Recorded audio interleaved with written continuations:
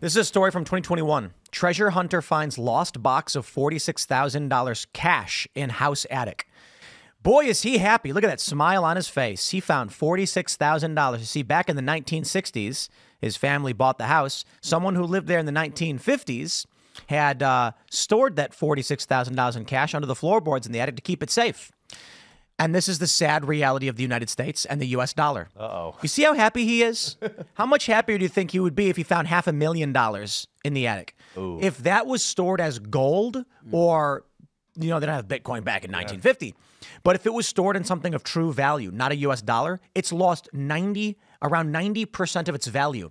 This guy's so excited to find $46,000 and the government's laughing all the way to the bank. Yep. Your buying power is gone. Yeah. You could have bought several houses back then were relatively cheap. Yeah.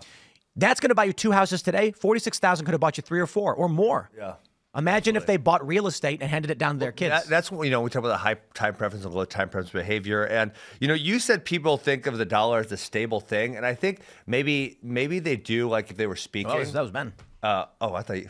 Maybe both of you. Yeah, I said he was right. That's how I think of it. And but I think subconsciously or inherently they almost know, because every friend I have, I've only convinced a few to buy Bitcoin. They're stubborn. It's unfortunate. But every friend I have who makes any kind of money knows that they don't hold cash in the bank. It's not like they just get their money and they hold their money. And if money was good and money was hard, I don't have to have a second job. I can just get my money, I save it, and then 10 years it's worth the same amount and I can spend it. But every single friend I know has to say, oh, do I want to invest in extra real estate, or do I want to invest in the stock market, or where do I invest my money? Because they know subconsciously that they have to invest in something in order for their money to keep up with inflation so it doesn't go away. And that's kind of that's another one where it's like, I wish we didn't have to do that. I wish we just had good money and we didn't have to worry about it devaluing. Well, debasing the currency is probably the cruelest thing you can do to society. And you can, what human level KPI do you care about to measure how society's doing? Obesity rates going up, cancer rates going up, divorce rates going up, child per woman crashing. At one point, life expectancy was crashing. Recently, like 2022, I haven't gotten an updated statistic. But if you create a society where, to Ben's point, you're supposed to be a doctor, you're supposed to be an engineer, not 50% doctor, 50% expert on central bank Japanese monetary policy and your Robinhood account. Seriously, and people are getting unhealthy because they're compromising on the quality of their food because they can't afford it. You're eating seed oils, you're eating trash, right? And so it's the worst thing you can do to a civilization is you're basically sucking the life out of it by sucking the purchasing power, the monetary good out of the people. It's evil. And you're training them to be borrowers, to go deeper down that hole, right? People are going into deep debt to fund the lifestyle because the money's not worth it. They can't get ahead. They can't save. They can't do anything. No, but they trap you. But you can get points for a credit card. They trap you into the student loans. And listen, don't judge me. I invested in a company and not Bitcoin. It wasn't that much money. But this, one of my friends who works at a bank said, hey, there's this young kid and we can't give him a loan. Maybe you should talk to him. And this kid wanted a $40,000 loan. I didn't invest all of the 40, but he wanted a $40,000 loan for his ketchup business. He already had POs for shout out ketchup, please. It's really great. It's healthier than regular ketchup also. He wanted $40,000. He already had purchase orders from Hy-Vee. He had like a lot of everything good.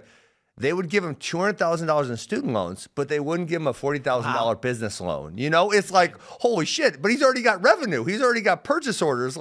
And you guys won't give him $40,000, but you'll give him $200,000 in student debt. That's brainwashing. You'll give him the one he's saddled with forever. Forever. Right? The one you can never discharge. It's totally They're insane. willing to give you that one. And that is, to Jack's point, that's cruel, right? Because you're putting people in a deficit position when they're starting out their lives. I don't think people understand how bad the deficit is. Big of an advantage it is to launch your life without debt. Yes. Right? It puts you in such a place of strength where you can actually spend the time to think about what are the assets I should be owning to continue my success forward. How do I build on the advantage I had early in life? Absolutely. But most people don't have that advantage. Because they're brainwashed to go to college. Because that's the model. That's what their parents did. That's what they see on TV. The credit card companies, well, you can get a bunch of points if you get a credit card with us, even if you don't really qualify to be able to pay it back. Again, I think it's just this divorce from reality where society, we get so abstracted away from what's real. On what planet, in first principle thinking, did you think you were going to take out a $200,000 loan to get a liberal arts degree?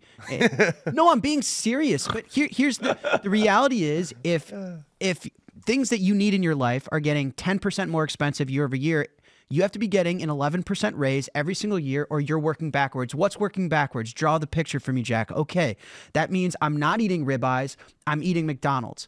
That means I'm not having 5 kids, I'm maybe having 1. That means I'm not buying a house, I'm renting an apartment. That means when you print money, assets inflate, right? Bitcoin, housing. So those that own the assets, the boomer class, has all the money, all the housing. Who do you think is going to compete better in a housing bid war? The guy that's worked 50 years at 60 years old, or the guy that's worked 5 months that's a fresh college grad? Yeah. So you've got serious civil unrest, mentally ill and physically ill population of the youth. They're like now don't know what gender they are. It's sick kids that don't own assets, that are in perpetual debt, that are compromising on their profession and their quality of life because they're running a rat race. They're running on a treadmill. They can't make any real progress. Thanks for watching this clip from the Culture War podcast. We're live every Friday, 10 a.m. to noon, so subscribe and come hang out.